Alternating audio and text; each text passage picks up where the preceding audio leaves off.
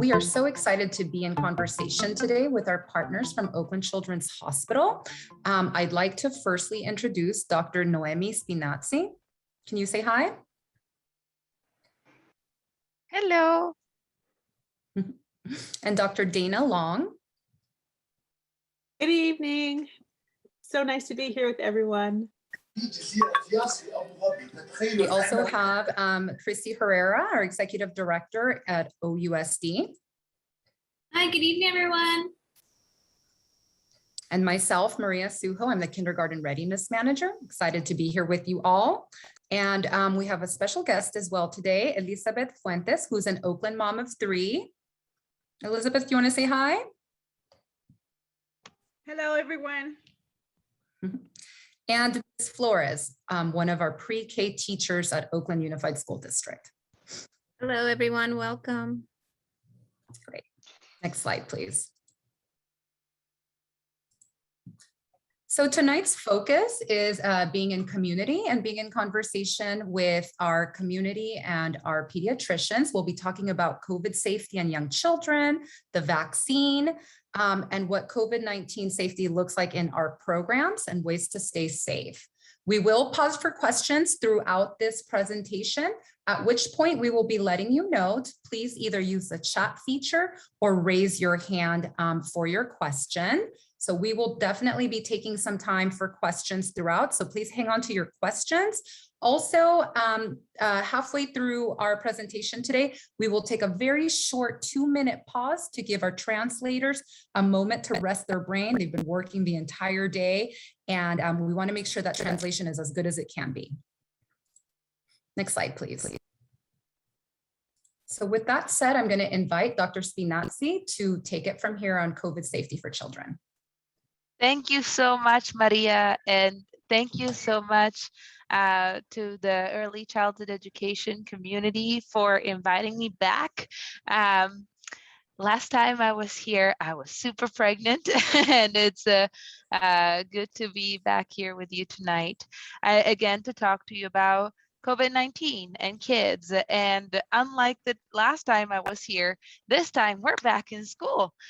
So let's get started. I want to start by giving you some updates on the Delta variant and where we are with COVID and kids in general. There has been a lot of coverage of the Delta variant on the news. And so first of all, let's talk about this. What is the Delta variant? The Delta variant is a strain of COVID-19. So all viruses can change over time, just like as we grow older, you know, our features change. Similarly, viruses kind of change and evolve over time.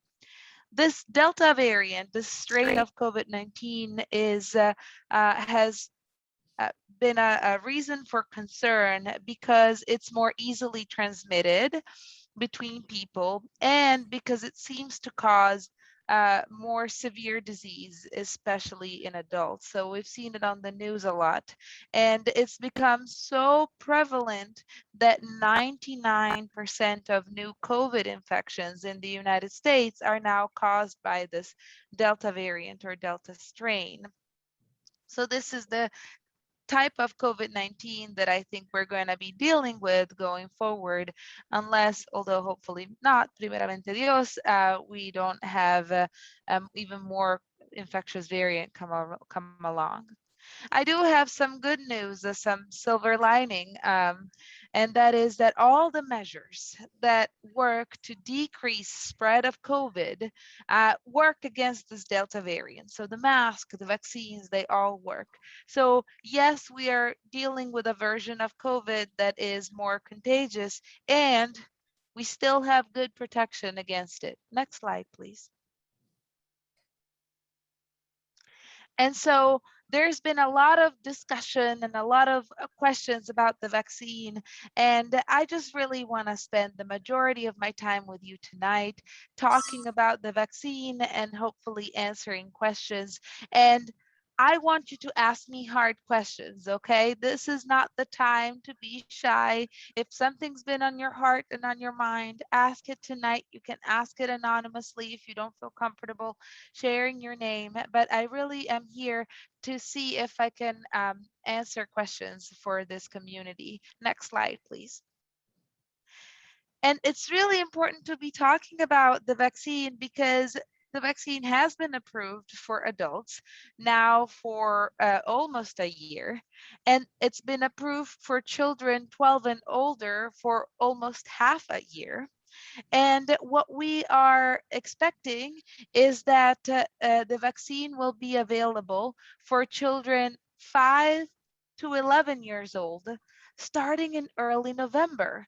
The FDA is meeting on October 26th to discuss the data that they have from the clinical trials, and if it is determined that the vaccine is safe and effective for young children 5 to 11 years old, then they will move to likely approve it for emergency authorization, and that could be available as early November. And then for our community, the early childhood education community, we're hopeful that we will get some information from these clinical trials in hopefully as soon as possible, October, November. And then by the same process, once we have the data, once we have the information available, then really big experts who know a lot about science and a lot about vaccine safety meet and look at all the data. And it's actually multiple groups that meet independently and they all look at the data. And if they're all in agreement, then we're hoping that a vaccine will be available for our community, the 2 to 5-year-olds, hopefully in December.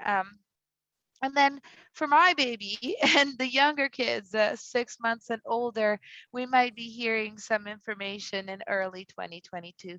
So this is the crystal ball reading into the future timeline for when we might get information and a vaccine for our younger children. Next slide, please. And as I mentioned, we have good news. We've had this more contagious variant, and the good news is that the COVID-19 vaccine still works well against this Delta variant. When you see in this picture here, you see two lines. The yellow line is infections of COVID-19 infections in Alameda County in people who were not vaccinated against COVID-19. The blue line was infections of COVID-19 in people who had been vaccinated against COVID-19. And what you see here is so many more people who were unvaccinated became infected with this recent wave of Delta COVID infections than people who had been vaccinated. When we look at the numbers, 95% of patients who required hospitalization because of COVID-19 were people who had not been vaccinated. That means that only 5 out of 100 people who required hospitalization had received the vaccine, and those tend to be older people and people who'd gotten vaccinated early on. And 95% of them were people who were not yet protected. Even more importantly, and it's hard to talk about, I have a hard time talking about death from COVID, especially now that so many deaths are preventable, but it is important to say this out loud. 99% of deaths from COVID-19 in the past few months have been in people who were not vaccinated. 99% of deaths from COVID-19 could have been prevented with a vaccine, and that is very huge. Yes, we can see some breakthrough infections. So even if one has been vaccinated, yes, you may still get infected with COVID, with this Delta variant that is sneakier, but it's just so much less likely, as you can see here in these lines. This yellow line is so much taller than this blue line. And the vaccine is still protecting against really serious COVID-19 disease, preventing 95% of hospitalizations and 99% of deaths. The vaccine really works. Next slide, please. So let's talk about some common questions that I hear every day in clinic. And there's no such thing as a silly question. So let's make sure we address some of the ones that I've already heard. And then again, I'm hoping you ask me some hard questions. I'm hoping to get to answer some more questions from you. One of the questions I hear a lot is, I'm worried that there's a microchip in the vaccine. Well, that's not true. There is no microchip in the vaccine. The proof that there is no microchip in the vaccine is that the needle that is used to give the vaccine is just too small for a microchip to go through it. So you can just prove to yourself that there is no microchip in the vaccine by seeing how incredibly microscopically tiny the needle that's used to inject is used. For a microchip to be injected, you would need a much larger size needle like the ones that are used in veterinary medicine when they do insert microchips into animals, right? Those needles are really big because a whole microchip has to go through it. The vaccine does not have a microchip. The other thing that's been going around is that there's magnets in the vaccine, and that if you get the vaccine and then you put something metal against you, then it sticks to you. That's also not true. There are no magnets in the vaccine. There is nothing magnetic in the vaccine. Noemi, here you are telling me what is not in the vaccine. Well, what is there in the vaccine? It's actually a pretty simple recipe. In the Pfizer and Moderna vaccine, there are the mRNA molecule, which is the special ingredient that is the actual vaccine, what is training our immune system to recognize COVID and fight against it. There are some fats. The fats keep this important vaccine molecule stable so it doesn't break down. There's some sugar and some salt because those are important things that help preserve the vaccine so it can be transported, so that it can be mixed with some saline before the injection. And that's it. That's like a very, very bare bone recipe for the vaccine. And again, there is no microchip and there are no magnets in the vaccine. Next slide, please. So some other questions that I've heard. One of the things that I hear a lot is, I have heard it causes serious or long-term side effects. What I actually hear a lot is, I'm worried about long-term side effects. This vaccine was developed so fast. How do you know that it doesn't cause long-term side effects? That's actually a really good question.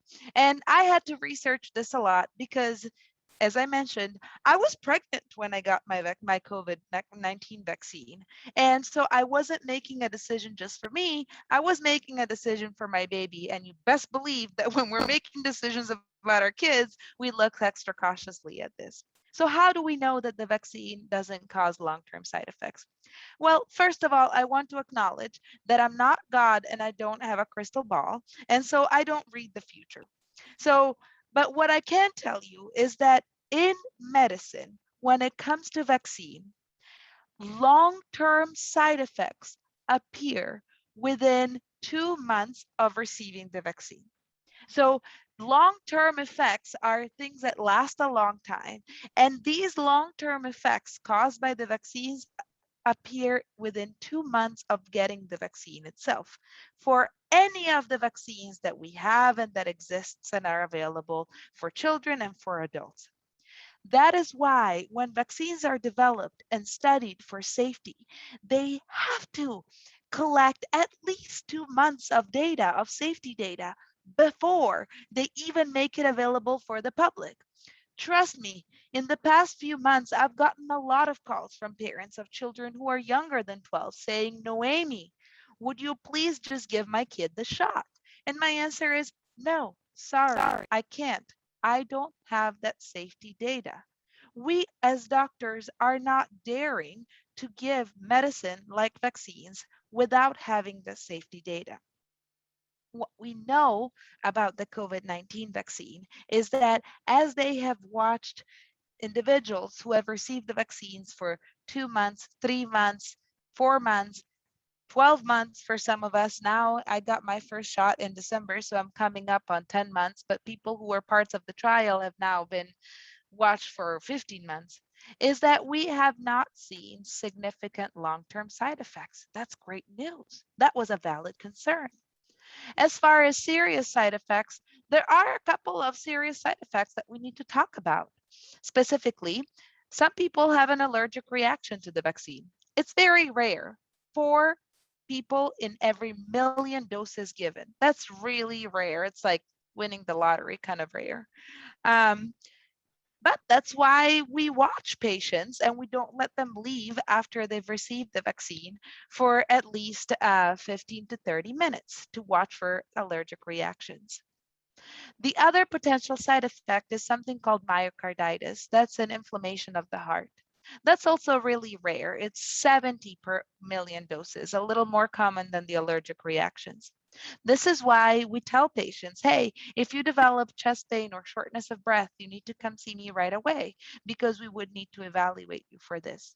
And the chance of developing that same thing, myocarditis, from the COVID disease is much higher. So when we think about the risks of myocarditis from the vaccines versus the risk of myocarditis from getting COVID, then the vaccine continues to be much safer than getting COVID. Oh, but I haven't gotten COVID until now, so I'm just going to continue to do what I was doing before. Well, that doesn't work anymore because society's opening up. We're back in school. Masks are going to come off at some point. That is why it's so important to have additional protection. I've already had COVID. Do I still need a vaccine? Well, yes, because immunity that we develop from having COVID actually doesn't last as long and is about half as good as the immunity from the vaccine. Also, these are big numbers. When we look at people individually, what we see is that while some people get COVID and then they develop an immunity, other people get COVID and they're sick and then they never develop an immunity at all. And we don't know who does and who doesn't develop immunity. So it's actually really dangerous to say, well, I've had COVID, now I'm fine, because you actually might not be fine. You might be one of those people who doesn't develop an immune response at all. My child has a heart condition. I know that some of the students here have complex medical needs because I'm the pediatrician for some of them. Will this make it worse? The answer is no. In fact, the vaccine is very safe for people with pre-existing heart conditions. Why get vaccinated if I can still get COVID? I just told you about breakthrough infections. Why do it? Well, I hope that by showing you those lines, I prove to you that getting vaccinated actually makes it so much harder to get COVID than being unvaccinated. And also, being vaccinated protects you from having really serious COVID, including COVID that causes hospitalization, COVID that kills you. And hey, 1,700 and some people died just yesterday from COVID. Dying from COVID is a real thing. But also it prevents some of the long-term effects of COVID. So, am I pregnant? Is it safe to get the vaccine? Yes, it is. And in fact, here's the cool thing. You actually give some of the immunity to your baby too. And that is amazing. The vaccine is safe in pregnancy. Initially, we didn't know if it was or not. And then people like me who got vaccinated early on while pregnant volunteered to be in the research studies that have now proven that the vaccine is safe in pregnancy. Next slide, please. So now I want to shut up and give Ms. Fuentes a chance to talk and tell us her story of choosing to get vaccinated. Hi, everyone. My name is Elizabeth Fuentes, and as a parent and staff member, I would like to tell you how happy I am to, after getting the vaccine, I chose to get the vaccine to protect my loved ones and my family and my community as well. I feel that I am contributing to my community so that soon we can all return to normal and be able to see all the beautiful smiles again. Thank you so much, Miss Elizabeth, for sharing your story as to why you decided to get vaccinated. Next slide, please. So now we wanted to open it up to our community. If you have any questions.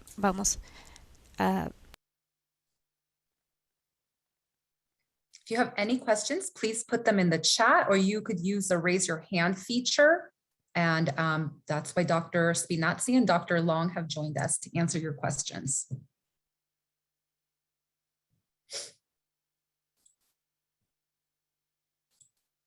Don't be shy. This is your time to ask your questions. Julio Cruz, please unmute yourself. Yeah, I have a question. When the mandate, I know that there's a mandate to get vaccines here in California.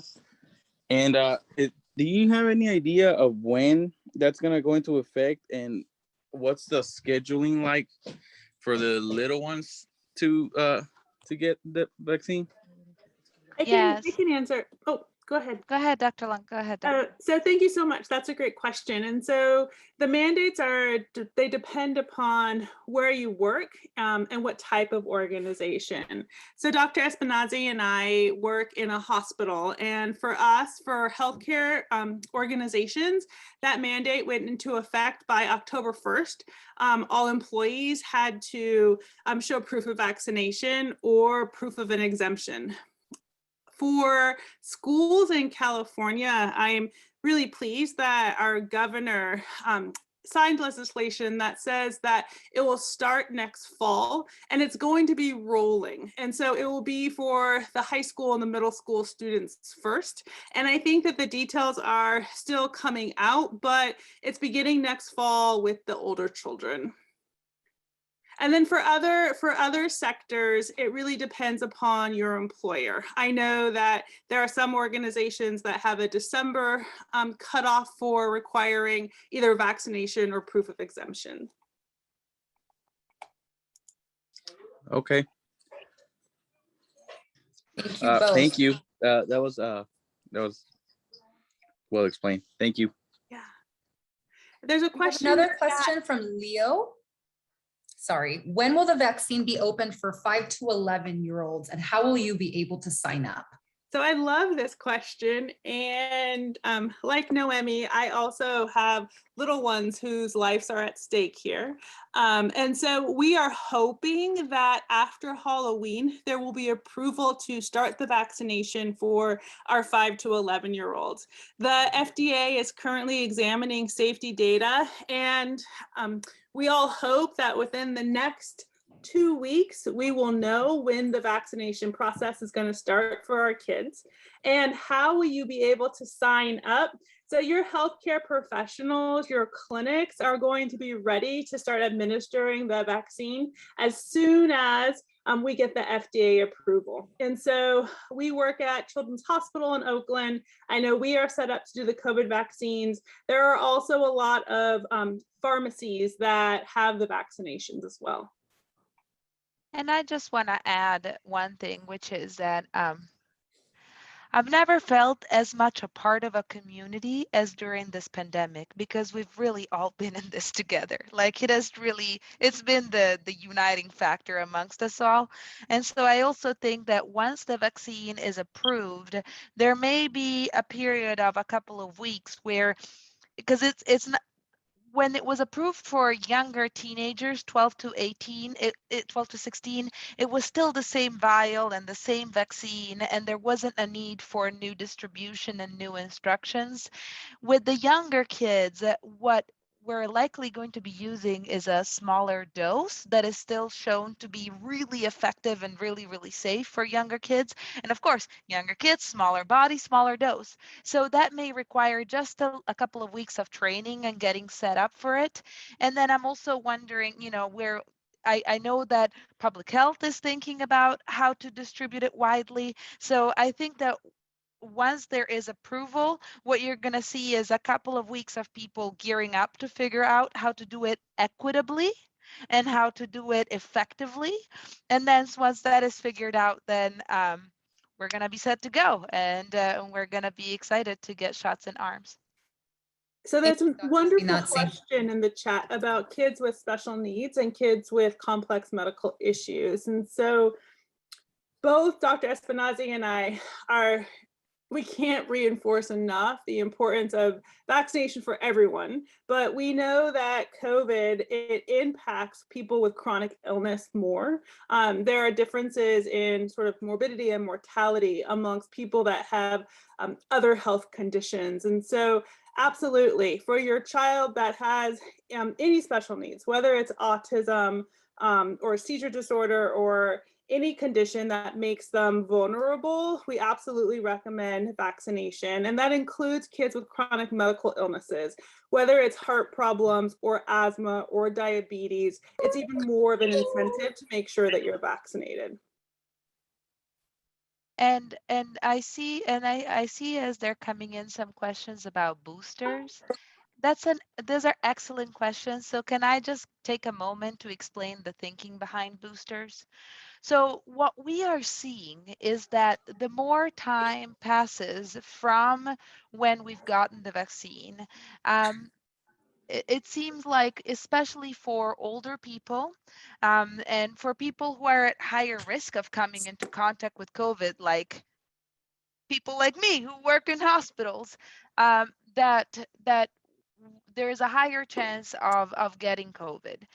Even though there's a higher chance of getting COVID, that vaccine that I got in last December is still protecting me against the serious complications that include hospitalization and death. So when we think about the booster, it's a no-brainer that the older people who were always more likely to have serious complications should get a booster if they've been 6 months out or more.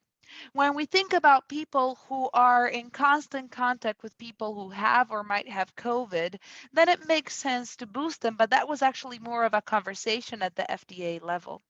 When it comes to younger kids, because younger kids are already less likely to be hospitalized or die from COVID, it's unclear whether we will need a booster.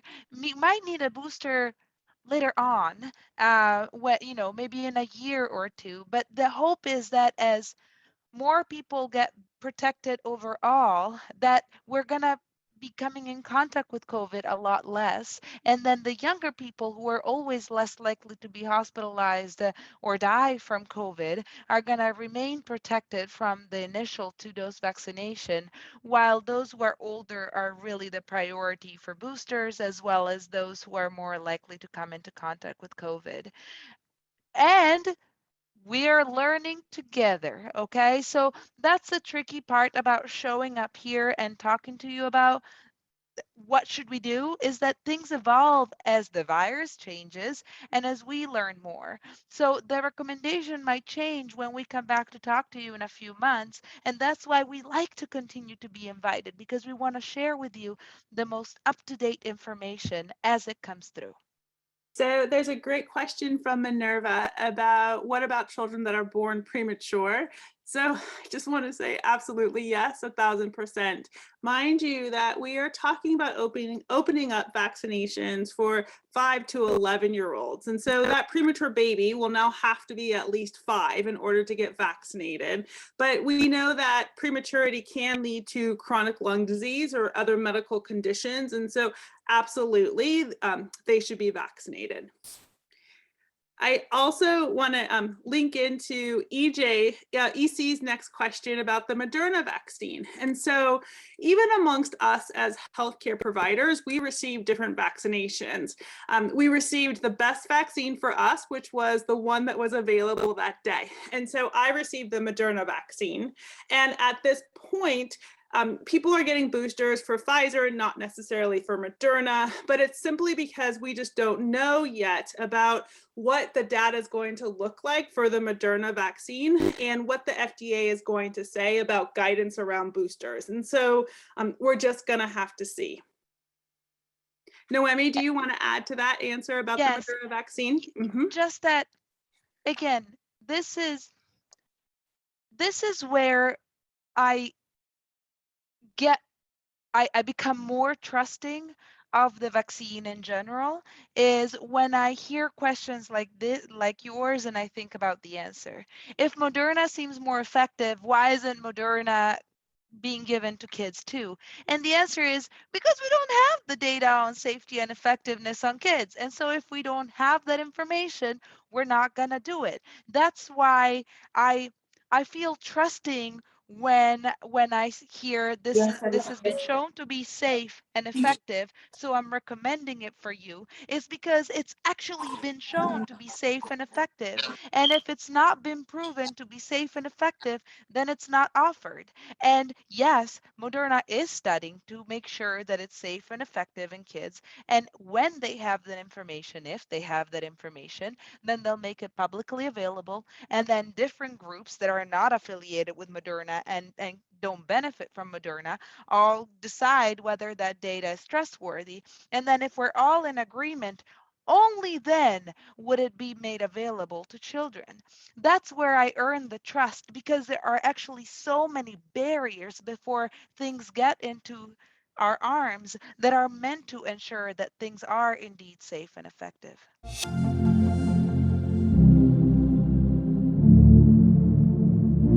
I'd like to introduce our Executive Director at Oakland Unified School District's Early Learning Program, Dr. Christie Herrera, to take it away.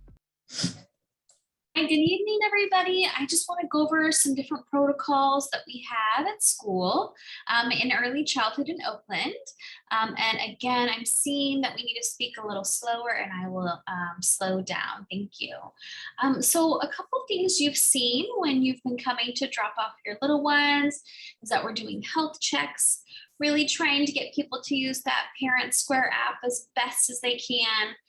We continue to do temperature checks in early childhood per licensing. We've been using face masks, and the students are wearing face masks. Continuous hand washing, which we've always done because we are an amazing licensed provider. And if anyone knows how to wash their hands correctly, it's always been preschoolers. And then we've also been limiting the number of people coming to school sites, still having that pick up and drop off outside of the classroom, and using technology through M-Sign to have limited contact so that we can continue to keep our staff and our students safe. So one thing that's really, really important and what has continued to keep our program safe is those daily health checks.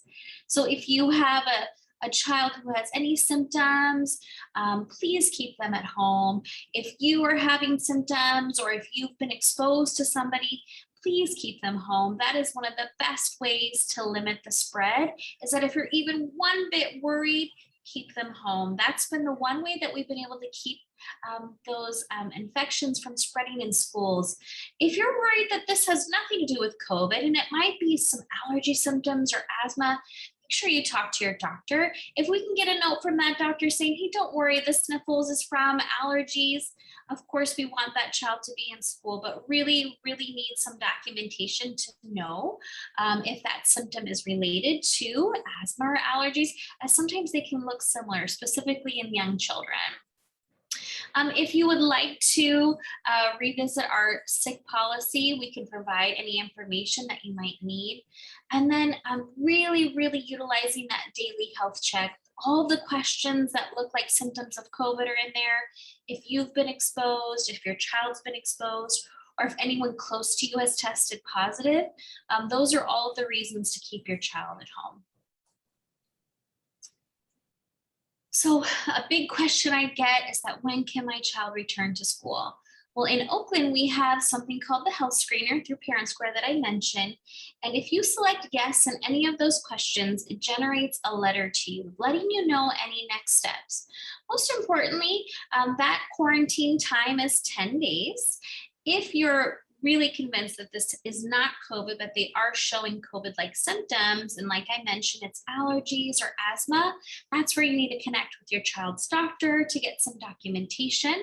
You can also get a test for your child.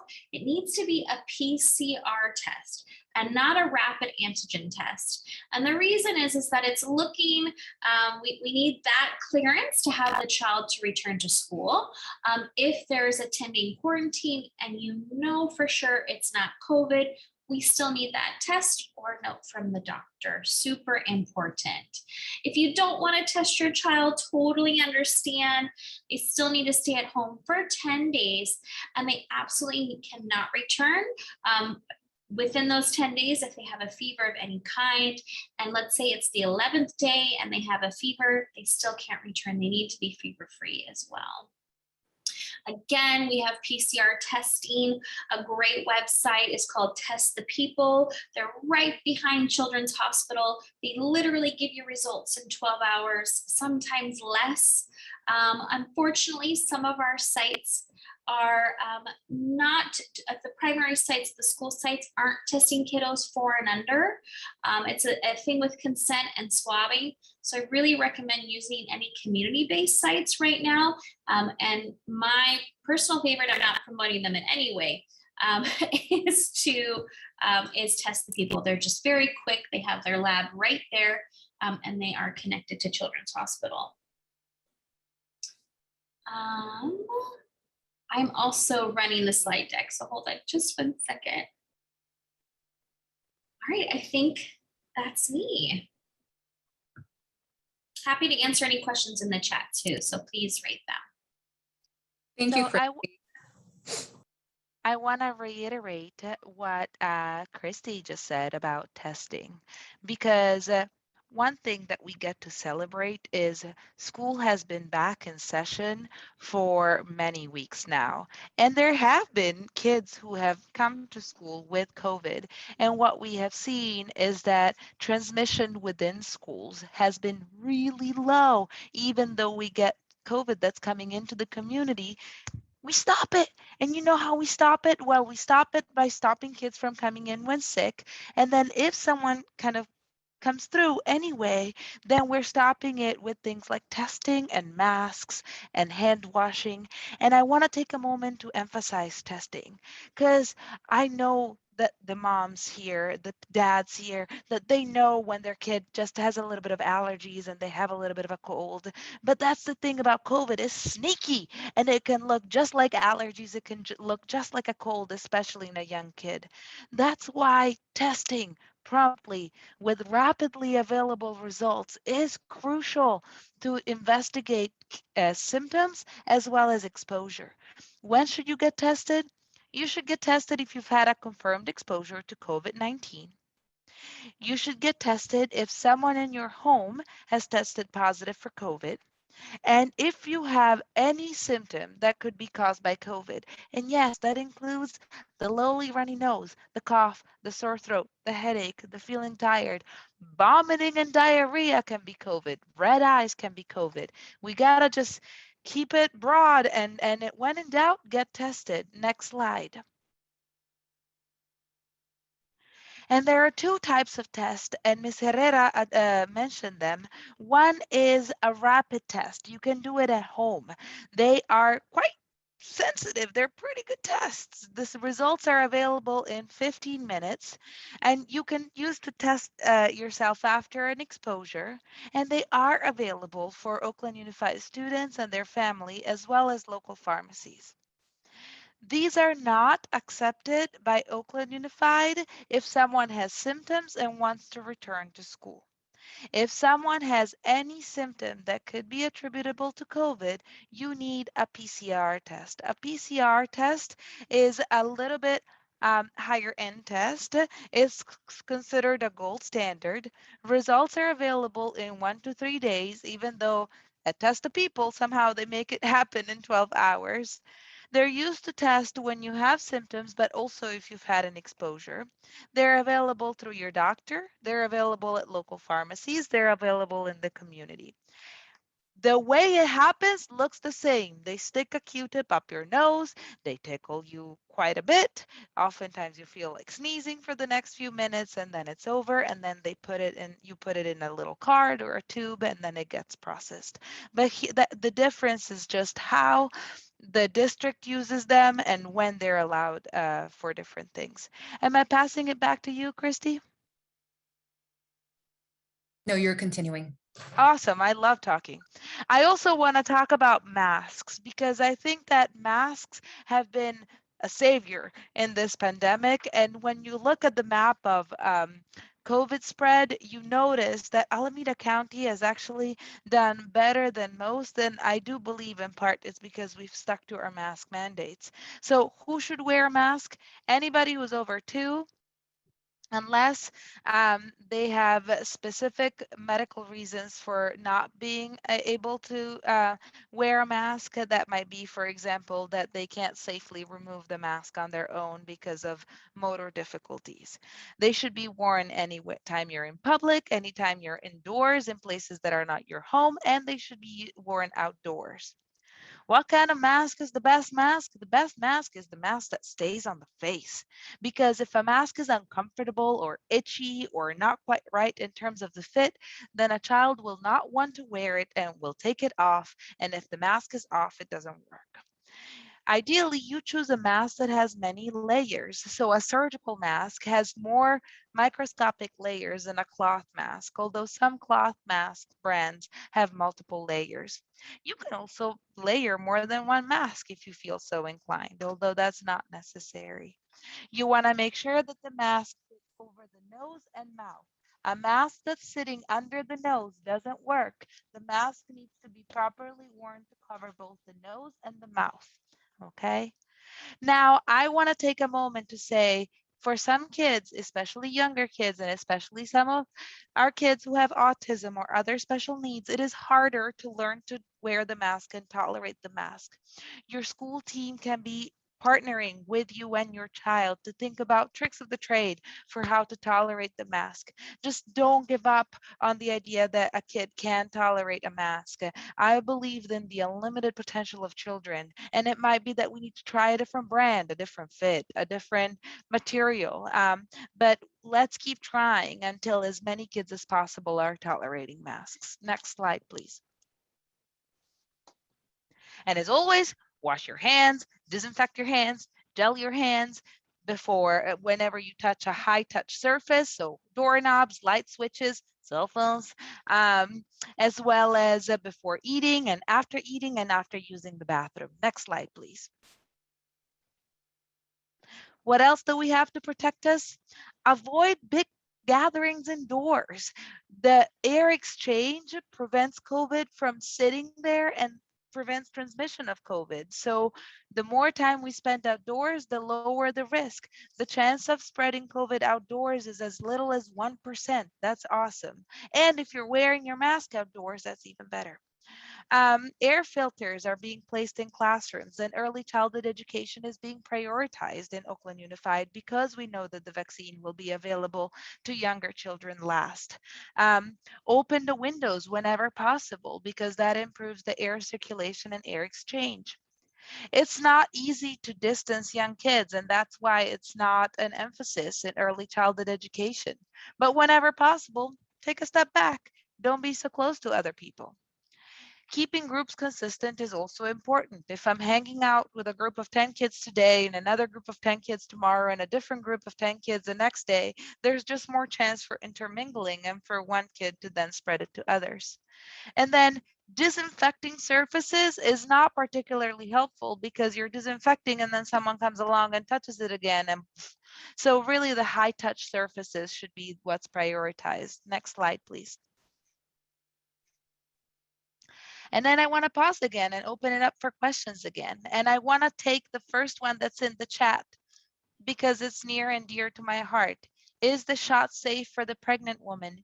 Yes, it is. I got my shot when I was pregnant and it protected me and it protected my daughter too, my baby daughter, who's now 6 months. And COVID is really dangerous in pregnant women. So it's actually a really important time to be protected. Dr. Spinazzi, a question that comes up a lot from our educators is how effective is PCR testing versus the rapid response test? Can you answer that? Well, the PCR is very, very sensitive. As long as it's a good swab, it's going to catch 95 to 99% of infections, and it's really specific too. It's unlikely to give you a false positive. The Binax test, which is what OUSD uses, is actually really good too. In some studies, it shows that it's 90 to 95% sensitive, which is really good. And it's especially effective for someone who has the symptoms. So they're quite trustworthy, both of them. Thank you. So now if there's any questions, please feel free to put them into the chat or raise your hand. We still have about 5 more minutes. So my question is, with COVID, what I know about how they said, like, I guess I read something about how they said every 100 years we had some type of very big disease or virus that was going around. So like, I was wondering, you know, how you guys are saying us getting vaccinated and then us having these boosters, and then you're just not that sure because it's so ever changing and we're going through the process of trying to understand it. Like, can this be compared to any other virus that was out there before, to just reassure me, I guess, because for me, it just seems like it's always changing and I don't see if something's supposed to work. I mean, if it's supposed to work, I feel like it's supposed to work, but I guess it's ever changing. But I was hoping that you can probably compare this virus to something else, or is this just all the way new? Even though I know the COVID strand is not new, it's just the way we're handling it. Can it be compared to anything that we experienced prior? I love this question, Victoria. It is such a thoughtful, great question. And I always think that we have to look back at our history in order to really determine the best course moving forward. And so if you want to compare the COVID pandemic to prior pandemics, you can definitely think of the flu pandemic in the 1918.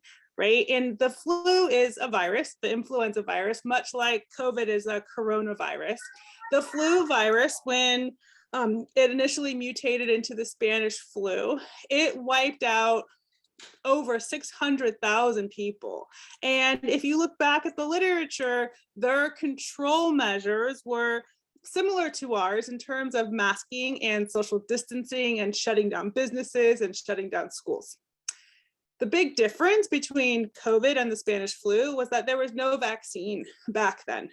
And eventually, people developed immunity, and the virus itself, we still have the flu virus, right? It's the same virus, it's just mutated over time. And we as a human species have learned to coexist with the flu. And just like probably the COVID vaccine, we get flu vaccines every year because the virus continues to mutate and we keep up with it. It is because the virus mutates that it's not the same as some of the other viruses out there. When you look at our vaccines for children, you have tetanus, you have pertussis, you have polio, right? Those vaccines, you get polio shots 2, 4, 6 months prior to kindergarten, and then you're done.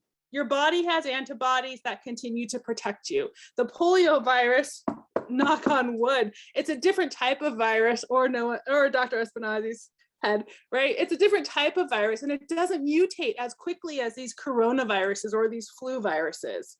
I want to remind everyone what you said, Victoria, which was really important, is that we have had coronaviruses for a long time. Coronavirus is your typical cold. And it's what, as doctors, we used to say, oh, it's just a cold, meaning, oh, it's just coronavirus. And then it mutated into COVID, into SARS-CoV-19. If I would predict what happens in the future, it's going to be that just like the flu vaccine, you go to your doctor on an annual basis, probably in the fall, early winter, and you get your flu virus and your COVID virus vaccine. But we've been through this before, and we have science on our side now in order to help us get through. And what I want to Thank add, you so much. what I want to add is, I'm an anxious person. I don't like change. I like to be told truths and then understand them and stick to them. But when it comes to science, actually don't necessarily want that. Like we used to treat diseases with leeches, and as science evolved, we've learned to use medication for it, and we've adapted to the new knowledge by improving on our treatments. And I think that we're seeing this with extra fast speed when it comes to the COVID-19 virus and our response to it. Things are changing because the more we learn, the more we slightly adapt what we're saying. But some big truths are staying the same from the beginning. From early on in the pandemic, we said, masks help. Initially, we weren't sure, but early on, we were like, ooh, masks help. And since then, the tune has been, let's wear our mask.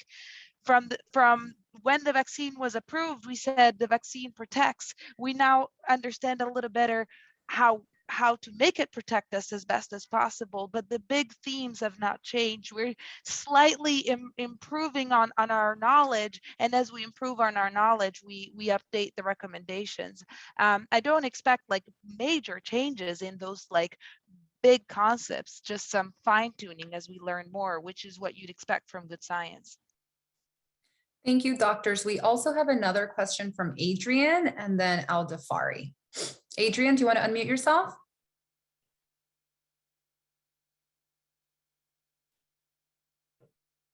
Okay, then we can take Al-Dafari's question. Al-Dafari, if you're still with us, you can unmute yourself. Yeah, hi. I have a question about my daughter.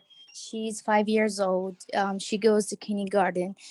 She kind of has like some problems. She has like asthma, and she's allergic to some like food and like one kind of medication. And she already had COVID. Like she got COVID at the beginning of COVID, then in the middle. But when she had COVID, she actually didn't get that sick. She just had like a little cough.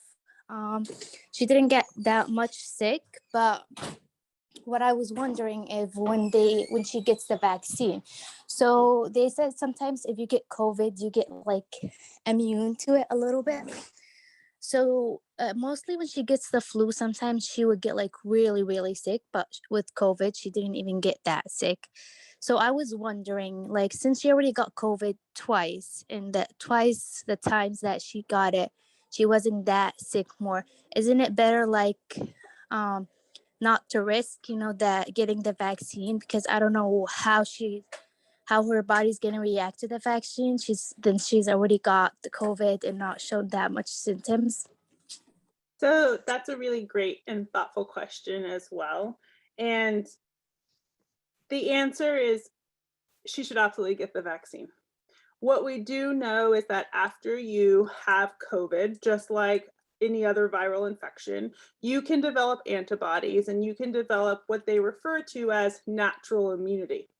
The problem is with COVID that natural immunity does not seem to stick around, and that in studies, it has shown that natural immunity is not nearly as protective as the immunity that you get from vaccination.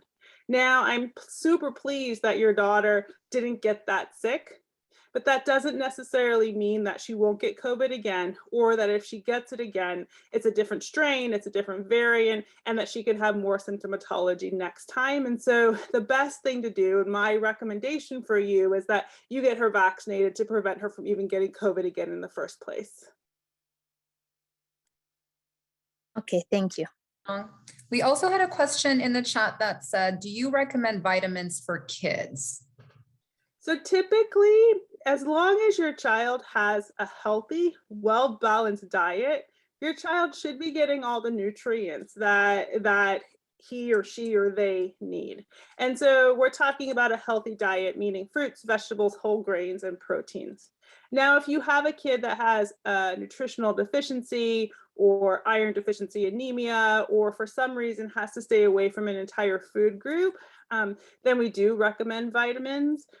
For your child that otherwise has a healthy diet with no medical issues, vitamins are not going to hurt as long as you're not giving them excess vitamins. We do know that, especially when we were all sheltering in place, a lot of our kids were having low vitamin D levels because they weren't getting outside and playing. And so giving vitamins, it's fine. I give my own kids vitamins just to make sure they're getting what they need. But medically, as long as your child eats a healthy diet, they shouldn't necessarily be necessary. Thank you for that. And I see that we are 5 minutes over time. So I want to remind you all that we did record this meeting and we will be posting it on our OUSD Kinder Readiness website, which I will be dropping into the chat right now, along with testing sites and vaccination sites in the community. If anybody wants to take a look at that, but we will also post it on our Kinder Readiness website. Again, I just want to thank the doctors that joined us today, Dr. Spinazzi, Dr. Long, all of the families that came through and shared their questions with us, as well as Ms. Elizabeth, who shared how she made the decision to get vaccinated for her family. So thank you all for joining us. We appreciate you and have a great rest of your night.